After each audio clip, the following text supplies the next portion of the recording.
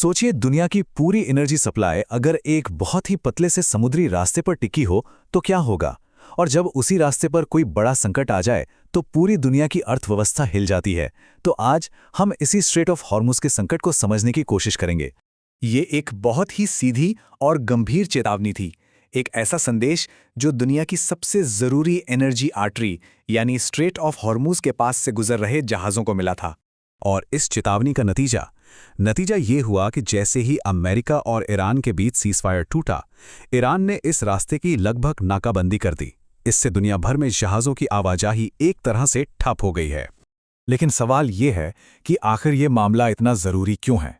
इसे समझने के लिए हमें सबसे पहले ये देखना होगा कि ये स्ट्रेट ऑफ हॉर्मुज है कहाँ और कैसा है। चलिए शुरू करते हैं। तो ये है वो पतला सा समुद्री रास्ता। इसके एक तरफ ईरान है और दूसरी तरफ ओमान और संयुक्त अरब अमीरात यानी यूएई। इसे दुनिया के सबसे जरूरी समुद्री चोक पॉइंट्स में गिना जाता है।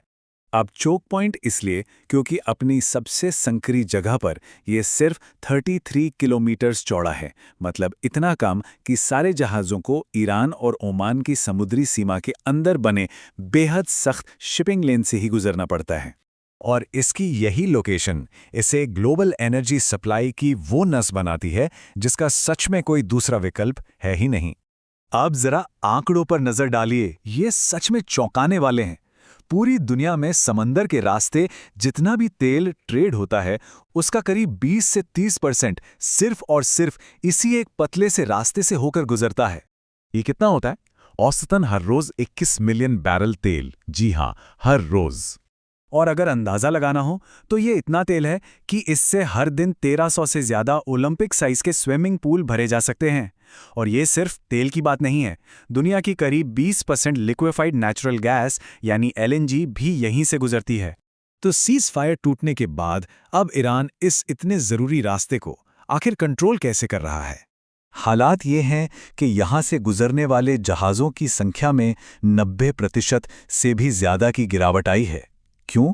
क्योंकि ईरान ड्रोन्स, मिसाइलों और सीधे हमले की धमकी देकर जहाज़ों को यहाँ से दूर रहने पर मजबूर कर रहा है।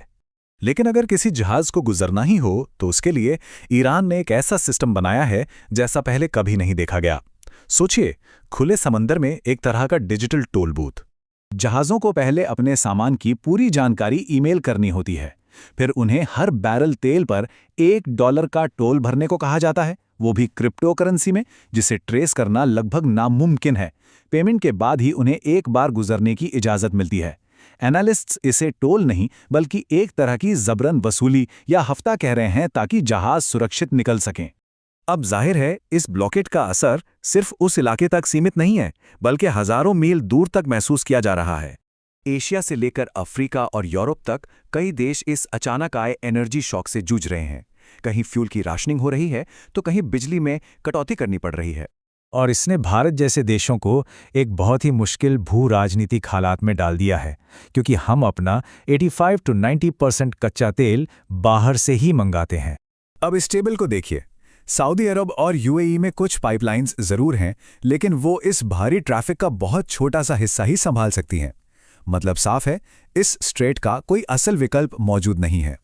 ये पूरा संकट भविष्य के लिए एक बहुत बड़ा और सच कहें तो एक ज्यादा परेशान करने वाला सवाल खड़ा करता है। समुद्र की आज़ादी का वो सिद्धांत जो सदियों से ग्लोबल ट्रेड का आधार रहा है, आज उसी को सीधी चुनौती मिल रही है।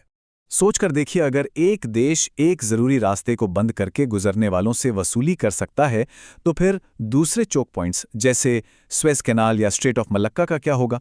स्ट्रेट ऑफ हॉर्मुज में जो मिसाल बन रही है, वो आने वाले दशकों के लिए ग्लोबल ट्रेड और सिक्योरिटी का पूरा नक्शा ही बदल कर रख सकती है।